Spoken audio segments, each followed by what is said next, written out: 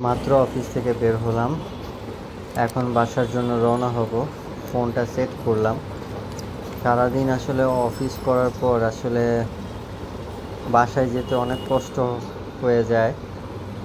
আর এই রাস্তার যে অবস্থা ঢাকা শহরে, মনে হয় যে জীবনের সাথে মনে হয় যুদ্ধ করা। প্রতিদিন সকালে অফিসে আসতেও জীবনের সাথে যুদ্ধ করা লাগে, অফিসে যাওয়ার থেকে বাসায় যাওয়ার জন্য জীবনের সাথে যুদ্ধ করা লাগে। কি আর বলবো, মানে এই দিক দিয়ে চলে আসে গাড়ি নিয়ে, ও দিক দিয়ে চলে আসে রিক্সা, চলে আসে টেসলা চলে আসে। মানে দুঃখের কথা আর কি যে বলবো, দুঃখের কথা আর কিচ্ছু বলার নেই। শান্তি মতো যে একটু গাড়ি চালাবো, যে না ঠিক আছে শান্তি মতো একটু গাড়ি চালাই, শান্তি মতো আসলে গাড়ি চালানো যায় না। আর ইদানিং অটো রিক্সাগুলো মনে হয় যে ওরা বাম পাশে না বাম পাশে না, ওরা সব ডান পাশে এসে গাড়ি চালায়। মনে হয় যে গাড়ির সাথে এখনই মুজে লাগিয়ে দিবে। এগুলা কোনো কথা বলেন? রাস্তায় চলো, তুমি তোমার লাইন দিয়ে চলো, আমরা আমাদের লাইন দিয়ে চলি না। এরা মনে হয় যে আমাদের একদম কোলের উপর ইচ্ছা জায়গা। কি আর বলবো, কষ্টের কথা। আর বাসের কথা তো আর কিছু নাই বা বলি।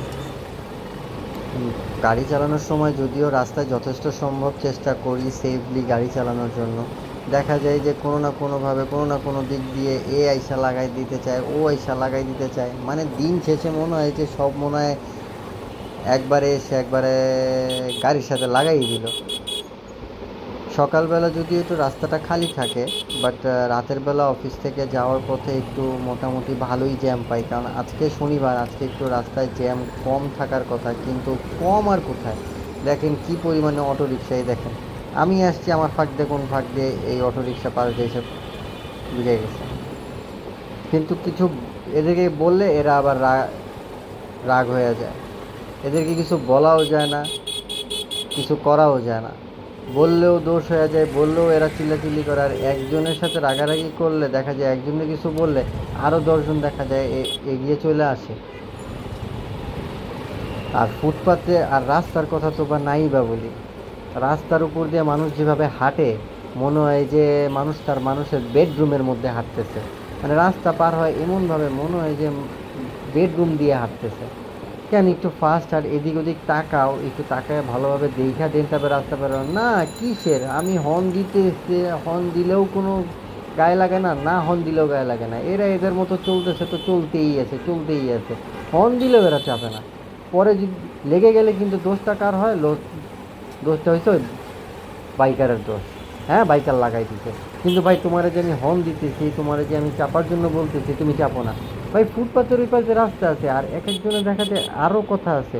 এরা করে কি, 2জন 3জন একসাথে সমান তালে রাস্তা দিয়ে হাঁটে, মানে রাস্তার অর্ধেক এরাও দখল করে ফেলে। এখন দোষ আসলে সব দিক দিয়ে, যে দিকেই যাই না কেন, যেটাই করি না কেন, দোষ আসলে ঘুরে ফেরে ওই বাইকারদেরই দোষ। হ্যাঁ, বাইকাররা এটা করছে, বাইকাররা ফুটপাতের উপর দিয়ে উঠে দিচ্ছে। হ্যাঁ, আমাদেরও অনেক দোষ আছে, আমরাও অনেক ভুল করি। আমরাও অনেক সময় ফুটপাতের উপর দিয়ে বাইক উঠিয়ে দিই। এটা আসলে যদিও ঠিক না, তারপরেও দেখা যায় যে হ্যাঁ, এটা আমি স্বীকার করি যে এটাও আমাদের ভুল। আমরা অনেক সময় উল্টা রাস্তা আসি, এটাও আমাদের ভুল, এটাও আমাদের ঠিক না। কিন্তু আসলে আমরা যেমন ভুল করি, আমাদের সাথে সাথে কিন্তু সাধারণ জনগণও কিন্তু ভুল করে। সাধারণ রাস্তায় যারা চলাফেরা করে তারাও কিন্তু ভুল করে। তারাও কিন্তু দেখা যায় যে না, রাস্তার নিচ দিয়ে হাঁটে, ফুটপাতের উপর দিয়ে এরা হাঁটে না। আমি মাঝে মাঝেই না, আমি সবসময় এই জিনিসটা দেখি যে যারা রাস্তায় চলাফেরা করে তাদেরকে হর্ন দিলে তারা চাপতে চায় না। তারা তাদের মতো মনের মতো করে মনে হয় বা হাঁটতেছে তো হাঁটতেছে, পিছন থেকে যে গাড়ি হর্ন দিচ্ছে, হোক সেটা বাইক হোক সেটা প্রাইভেট কার হোক, যেটাই হোক হর্ন দিচ্ছে, এরা চাপে না, এরা এদের মতো করে হাঁটতেই থাকে। বাট এই জিনিসটা কিন্তু আসলে ঠিক না। এতে কিন্তু আসলে বিরক্ত কিন্তু সবাই হয়, উনারাও বিরক্ত হয়, আমরাও বিরক্ত হয়। আমরা আবার হর্ন দিলে উনারা আবার বেশি বিরক্ত হয়ে যায়, হর্ন দিলাম কেন? ভাই আপনাকে তো হর্নটা দেওয়ার মানেই হচ্ছে যে আপনাকে চেপে যাওয়ার জন্য, যে আপনি একটু চেপে যান, আপনি রাস্তার উপর দিয়ে যান, আপনি ফুটপাতের উপর দিয়ে যান। কিন্তু না, ওনাদেরকে হর্ন দেওয়া মানে হচ্ছে ওনারা বিরক্ত হয়ে যায়। এরকম আমি মাঝে মাঝে আমি এই প্রবলেমটা দেখি, যে আমি যদি হর্ন দিই আবার হর্ন দিই, তো ওনারা বিরক্ত হয়ে যায়। ভাই আমি তো হর্নটা তো অপ্রয়োজনে দিই না, আমি তো প্রয়োজনই হর্নটা দিয়েছি, না তো আমার হর্ন বাজানোর এই কোনো প্রয়োজন নাই। ইভেন অনেক সময় দেখা যায় যে মানে রিক্সা থাকলে, মানে এই যে টেসলা রিক্সাগুলা, এরা যখন ডান পাশ দিয়ে রিক্সা চালায়, এদেরকে হর্ন দিলেও এরা করে কি, এরা চাপে না, এরা করে কি একটা রিক্সা না দুইটা রিক্সা না একটার পর একটা ওভারটেক করতেই থাকে, তো করতেই থাকে, করতে থাকে, তো করতেই থাকে। তো তখন দেখা যায় যে অনেক সময় আমরাও বিরক্ত হয়ে যাই, আমরা বিরক্ত হয়ে যাই দেখে বেশিক্ষণ হর্ন চাপি। হর্ন চাপলে রিক্সায় যে প্যাসেঞ্জার থাকে সে প্যাসেঞ্জার বিরক্ত হয়ে যায়, এত হর্ন দেন কিসের জন্য? ভাই আপনি নিজে একটু চিন্তা করেন, আমি তাকে 2-3 বার ভালোভাবে হর্ন দিছি, ছোট হর্ন দিছি, কিন্তু হর্ন বাজাইছি, সে চাপে না, সে একটা রিক্সার পর আরেকটা রিক্সা, আরেকটা রিক্সার পর ওভারটেক করতেই আছে, তো করতেই আছে, করতে থাকে তো করতেই থাকে। কিন্তু এটা তো সে একবারও ভাবে না যে যে ও আমাকে আমাকে হর্ন দিচ্ছে, আমি তো চেপে যাই। কিন্তু তারা এই কাজটা করে না। তো এই জিনিসগুলো রাস্তায় চলতে ফিরতে গেলে না আসলে এই জিনিসগুলো আমরা, এই প্রবলেমগুলো আসলে আমরা ফেস করি। আবার আরেকটা জিনিস দেখা যায় কি, যে রাস্তায় চলতেছি চলতেছি ধাম করে একজন রাস্তার মাঝখান দিয়ে রাস্তা ক্রস করে। ভাই এটা কোন ধরনের, আপনি রাস্তার মাঝখান দিয়ে রাস্তা ক্রস করেন, এটা এটা কি কোনো নিয়মের মধ্যে পড়ে? পড়ে না। এই যে দেখেন আমি এই রাস্তা দিয়ে চলাফেরা করি, মাঝে মাঝে এই রাস্তায় আগে লাইট ছিল না, সেরাটনের থেকে বাংলা মোটরের রাস্তায়, এই রাস্তার মাঝখান দিয়ে মানুষ করে কি, উপর দিয়ে ফুটপাথ থাকা সত্ত্বেও রাস্তার মাঝখান দিয়ে করে কি, সন্ধ্যার সময় মানুষগুলো রাতের বেলা করে কি মানুষ রাস্তা ক্রস করে, ধাম করে হঠাৎ করে দেখি একজন মাঝখান দিয়ে এসে নামতেছে। এই জিনিসগুলো আসলে আমরা আমরাও সচেতন হই। আমরা যদি সচেতন হই তাহলে আমাদেরই ভালো। কিন্তু আমরা এই সচেতনতা আমরা দেখাই না, মোটেই আমরা দেখাই না। আমি মোটামুটি আমি আমি যদিও অনেক ফাস্ট রাইডার না, আমি অনেক স্লো রাইডার, বাইক অনেক অনেক আস্তে চালাই। তো আমার দেখা যায় যে আমি অনেক সময় দেখা যায় যে একটু হর্ন বাজালে বিরক্ত হয়ে যায় এরা। বাট এই জিনিসটা আসলে তাদেরও বোঝা উচিত যে আমি যে হর্নটা বাজালাম, আমি হর্নটা কেন বাজালাম, কিন্তু এটা তারা কেউ বুঝতে চায় না। দোষ কার? দোষ বাইকালার। দোষ কার? দোষ বাইকালার। আর যে ব্যক্তি মনে করেন বাংলাদেশে বাইক চালাতে পারবে, বাংলাদেশের ঢাকা শহরের রাস্তায়, সে মনে করেন দুনিয়ার সব জায়গায় বাইক চালাতে পারবে, গাড়ি চালাতে পারবে, বাইক না বলবো না, শুধু গাড়ি চালাতে পারবে। কারণ এই রাস্তা দিয়ে ট্রাক চলে, বাস চলে, প্রাইভেট কার চলে, অটো রিক্সা চলে, সিএনজি চলে, মানে কোনো কিছু আর বাদ নাই, মানুষও চলে, মানে কোনো কিছু আর বাদ নাই। রাস্তার উপর দিয়ে যে যেখান দিয়ে মন চায় সে সেখান দিয়ে ঢুকায় দেয় হুটহাট করে। এই জন্য আমি মনে করি যে যে ব্যক্তি বাংলাদেশে গাড়ি চালাতে পারবে সে বিশ্বের কোন জায়গায় তার গাড়ি চালানো নিয়ে তাকে ঠেকতে হবে না। এটা আমার এই জিনিসটা আমার মনে হয়। তো দেখ, এই মাত্র একটু আগে অফিস থেকে বের হয়েছি, আজকে রাস্তায় অতটা জ্যাম পাইনি আমি। জ্যাম না পেলে আমার কাছে ভালো লাগে, কারণ দেখা যায় একটু তাড়াতাড়ি বাসায় যাওয়া যায়। এমনিতেও আমি অফিস থেকে মোস্ট অফ দ্য টাইম অনেক লেটলি বের হই, কারণ আমার অফিস একটু লেটলি ছুটি হয়, তো আমার বের হতে একটু সময় লেগে যায়। তো দেখা যায় যে তখন অনেক ক্লান্ত হয়ে যায়, আর তখন বিরক্ত লাগে, কারণ সারাদিন অফিসের পেরেশানি নেওয়ার পরে তখন আবার দেখা যায় রাস্তার পেরেশানিও নিতে হয়, যে ঠিকমতো সেই সালামতভাবে পৌঁছাবো কি না, কোনো সমস্যা হবে কি না। আর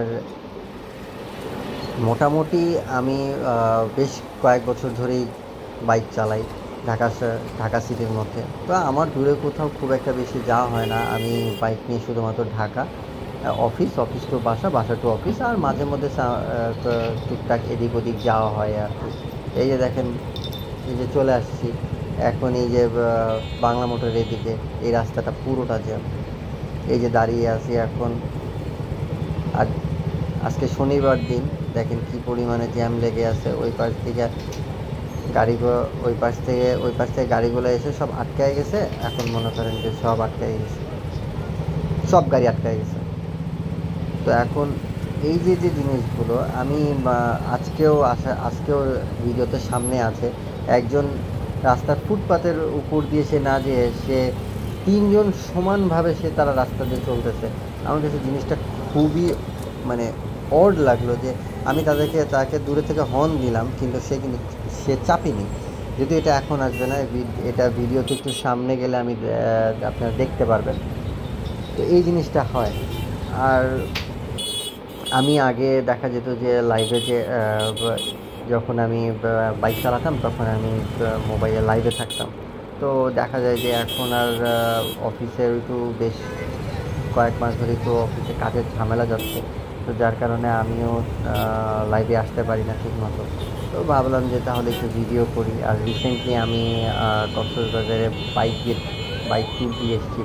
আমার লাইফের ফার্স্ট টাইম আমি এত দূরে বাইক দিয়ে ট্যুরে গিয়েছিলাম, প্রায় 417 কিলোমিটার। মানে আমার কাছে ওই জিনিসটা মনে হলো যে আমি 417 কিলোমিটার আমি যেতে পারবো কি না, কিন্তু আলহামদুলিল্লাহ আমি আপনাদের সবার দোয়ায় সেই সালামতভাবে আমরা গিয়েছি, প্লাস সেই সালামতভাবে আমরা ঢাকায় ঠিকমতো এসে পৌঁছেছি। আর খুব ভালোও লেগেছে, একটু কষ্ট হয়েছে বাট ভালোও লেগেছে, বলবো না যে খারাপ লেগেছে।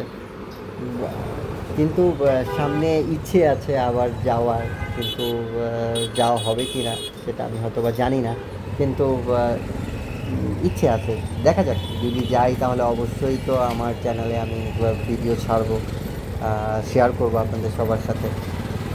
অবশ্যই সেটা অবশ্যই আমি করব। এই হচ্ছে অবস্থা। তো সারাদিন কার কেমন গেল আমি তো জানি না, অবশ্যই আশা করি সবাই আলহামদুলিল্লাহ সবারই দিন ভালো গেছে।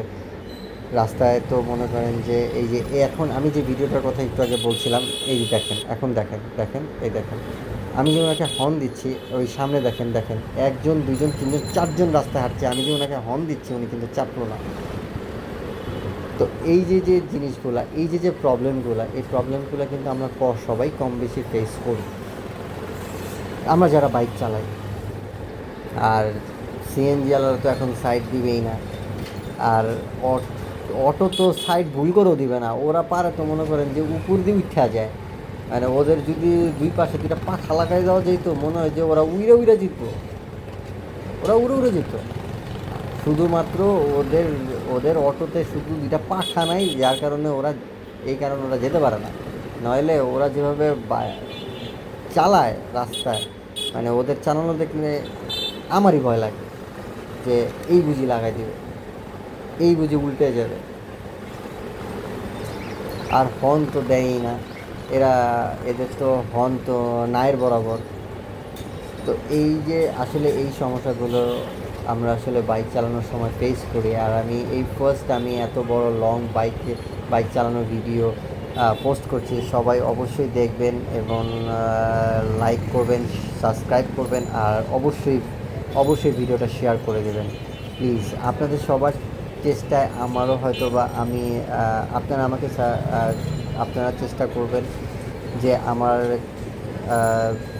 চ্যানেল সাবস্ক্রাইব করার জন্য, আমিও অবশ্যই আপনাদের চ্যানেল সাবস্ক্রাইব করব। আর থ্যাংক ইউ এতক্ষণ আমার ভিডিও শোনার জন্য, আর আমার কথা শোনার জন্য, আর আমার ভিডিও দেখার জন্য সবাইকে অসংখ্য অসংখ্য ধন্যবাদ। আশা করি সবাই ভিডিওটা শেয়ার করে দেবেন।